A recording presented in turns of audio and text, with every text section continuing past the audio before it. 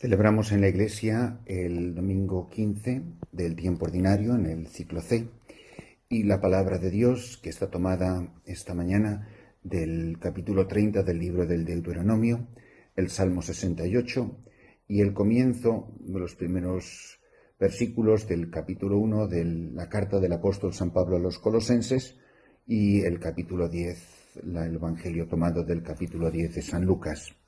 La palabra de Dios, sobre todo hoy, nos habla de una ley inscrita en el corazón de los hombres, así como también la carta a los Colosenses, que es una de estas que se llaman cartas de cautividad, que escribe San Pablo en muchísimas de las estancias que tuvo el pobre en las cárceles diferentes en las que estuvo prisionero. El tema fundamental es la primacía absoluta de Cristo, que es el Señor del universo, y que vive en la Iglesia y que sólo puede ser conocida en ella y a través de ella. Los principales mandamientos del Señor, que están inscritos en el corazón del hombre, son los que se recuerdan al mismo tiempo en el Decálogo, como hemos proclamado en el libro del Deuteronomio. Y es este cumplimiento de los preceptos del Señor lo que hace feliz al hombre, lo que da sentido a su vida, lo que hace recta su existencia.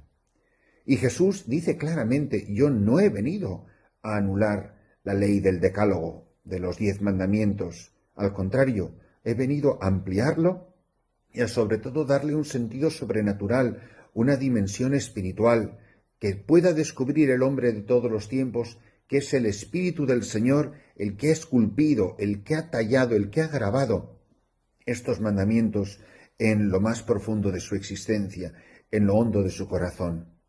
Por eso los mandamientos de Dios van a ser siempre expresión de su voluntad, para que el hombre pueda descubrir que los tiene cerca y que están inscritos en lo hondo de su existencia. Que este decálogo, que es, por supuesto, símbolo de una ley muchísimo más amplia y muchísimo más profunda, que este decálogo, y que es lo que nos va a llevar a la plenitud de la vida y es a lo que nos quiere guiar la predicación de Jesús, sin embargo requiere que sean meditados y que profundicemos sobre ella. Y por eso Jesús no solo nos va a decir: no he venido a abolir la ley, sino que he venido a darle plenitud, y cuenta la parábola que hoy se nos propone del buen samaritano, que invita a cada uno de nosotros a que nos planteemos con seriedad, no simplemente con condescendencia o como algo puntual o circunstancial, nuestro amor al prójimo. Que yo de verdad me pregunte si de verdad, si honestamente amo a los demás, amo a cada uno de todos los que me rodean. Y por eso descubriré que cumplir la voluntad de Dios en la vida cristiana y en el centro de la oración, eso es lo que tiene que estar palpitando en nosotros. Es decir, no tiene ningún sentido plantearme la vida cristiana si en lo hondo de mi corazón y en lo hondo de mi vida de oración no está el deseo de hacer su voluntad, que es precisamente lo que se me comunica a través de sus mandamientos. En el mandamiento este doble del amor a Dios y del amor al prójimo está resumida toda nuestra vida, toda nuestra existencia. Pero no para cumplirlo externamente, es decir, he hecho simplemente lo que se me decía, sino que hay un movimiento, un dinamismo interior. Por eso es tan conocido este mandamiento del amor, que puede darse tan fácilmente y que no puede ser difícil cumplirlo. Por eso hoy se nos llama la atención para no caer en esta actitud conformista o pasiva o fariseica, conformarme con hacer y con cumplir los mínimos de la ley. Por eso 2 veces se nos va a decir la expresión que debemos de llevarnos grabada en la memoria en este día: dio un rodeo y pasó de largo. Qué pocas veces recuerdo haber escuchado yo esto en una confesión de nadie: que soy un hombre que ha pasado de largo, que soy alguien que ha dado un rodeo para pasar de largo. Y hay muchas formas de pasar de largo.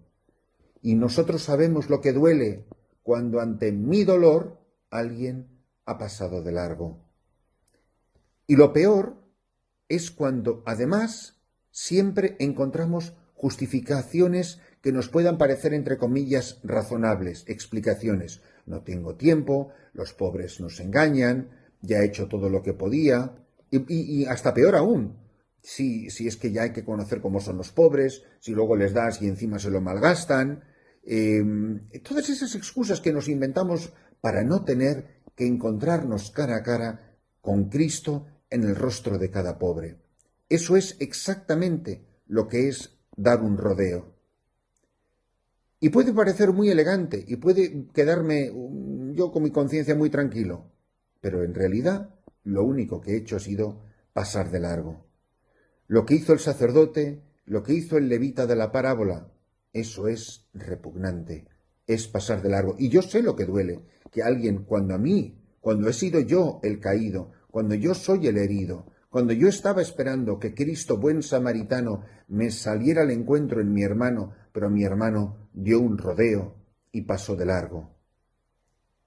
Por eso, sin embargo, lo que quiere subrayar la parábola es que el pobre es Cristo, que nos espera ahí y que nos sale al encuentro. Podrá venir bajo 1000 disfraces y 1000 maquillajes y no sé cuántas máscaras, pero en definitiva, el pobre es Cristo, el pobre es el hombre, la mujer que lleva esculpida en su existencia las huellas de la pasión del Señor. El pobre es Cristo, que nos espera ahí, que nos sale al encuentro bajo el ropaje del mendigo. Tuve hambre, estuve enfermo, estuve en la cárcel. La actitud del samaritano es todo lo contrario. No da el rodeo, no pasa de largo, sino que dice el Evangelio, se compadeció de él. Y este es el secreto de la vida cristiana. El verdadero cristiano es el que tiene las entrañas de Dios Padre, que es rico en misericordia, que tiene entrañas de misericordia. No solo le ayuda, sino que se compadece, se duele del mal del otro, sufre con él, comparte su suerte, es consorte de su miseria. Y porque tiene entrañas de misericordia, va a llegar hasta el final. No se conforma simplemente con dar una monedita, que pueden ser, pues eso, más o menos primeros auxilios, sino que se lo toma a su cargo, se lo carga como cosa propia. Y para él puede que sea un completo desconocido, pero el que no puede ser un desconocido para mí es Cristo. Será para mí desconocido el ropaje, puede ser desconocido la máscara, la apariencia. Lo que no me puede parecer desconocido es el que está en esta persona, que es Jesucristo.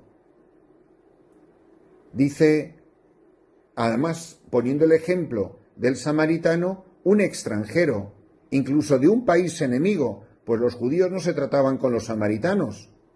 Y por eso, de aquí tiene que surgir una oración, un grito del corazón de cada uno de nosotros. Señor, danos entrañas de misericordia ante toda miseria humana, que como bien sabéis es una frase tomada de uno de los nuevos prefacios que se usan ahora, de las plegarias eucarísticas que se usan ahora para la celebración de la Santa Misa, que son tan bonitos, por cierto. Señor, danos entrañas de misericordia ante toda miseria humana. ¿Qué está diciendo la liturgia de la Iglesia? Lex orandi, lex credenti, que lo que estoy orando en la liturgia tiene que ser expresión de mi vida y celebración de mi vida, de mi vocación a cristiano. Señor, no me dejes pasar de largo, que no vuelva a dar jamás un rodeo, sino que mire la miseria humana de frente, que me detenga ante ella, que me conmueva en lo más hondo de mis entrañas, que cargue, como hace el buen samaritano, que cargue a este pobre sobre mis espaldas, que lo lleve a la pensión, que lo lleve al hospedaje, y que cuando vuelva, este es Cristo, porque Cristo es el herido, Cristo es el pobre, Cristo es el maltratado y Cristo es el samaritano. Está Cristo en la persona que cae y está Cristo en la persona que te ayuda a levantarte. Qué difícilmente puedo ser Cristo cuando caigo si no soy Cristo para ayudar a otros a ponerse en pie. El buen samaritano es el mismo Jesucristo. El buen samaritano es la Iglesia que vive su identidad y su vocación. Es Él quien siente compasión, pues andaban como ovejas sin pastor. ¿Recordáis ese pasaje que hemos escuchado en días pasados en el Evangelio. Es Él quien no solo nos ha encontrado medio muertos, como dice hoy la parábola, sino completamente muertos por nuestros pecados, que hemos leído, que leemos en la carta a los Efesios, en el capítulo 2. Nosotros no es que estemos ahí, como dice la parábola, ahí caídos, medio muertos, no. Nosotros estábamos muertos por los pecados, y es Él quien se nos ha acercado, es Él quien nos ha vendado las heridas, derramando sobre nosotros el vino de su sangre. Es Él quien nos ha liberado de las manos de los bandidos. Y entonces podremos decir nosotros, y podrán decir aquellas personas a quienes hemos ayudado, ¿cómo pagaré al Señor todo el bien que me ha hecho? Y dice ahora la parábola, anda y haz tú lo mismo.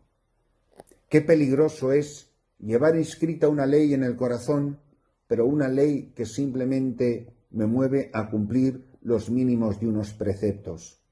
La ley que está inscrita en el corazón del hombre, como estaba el decálogo escrito en las tablas de piedra que Dios da a Moisés, ese decálogo se tiene que traducir en obras de vida, en obras de misericordia, porque es el Espíritu del Señor que ha sido derramado en nuestros corazones, que nos hace vivir como hijos. ¿Qué clase de hijo? ¿Cómo puedo vivir como hijo si no quiero vivir como hermano? Acordaros de esta frase, ¿cómo puedo vivir como hijo de Dios si no quiero vivir como hermano de los hombres, mis hermanos? Si no quiero ser su hermano, no puedo ser su hijo. El hijo pródigo se larga de la casa porque ni quiere ser hijo del padre, ni quiere ser hermano del hermano mayor. No es solamente la relación con el padre, también es la relación con los hombres, sus hermanos. Es más, el dolor del padre al final va a ser que los hijos suyos, que los hermanos, no quieran vivir juntos bajo el mismo techo. Que en la liturgia de este domingo salga por las puertas de la iglesia, hombres y mujeres, que salgamos todos de aquí, hombres y mujeres, que no van a pasar de largo jamás, que nunca más van a volver a dar rodeos, sino que mirando el rostro de cada pobre, vean tu rostro, Señor, el del Hijo de Dios.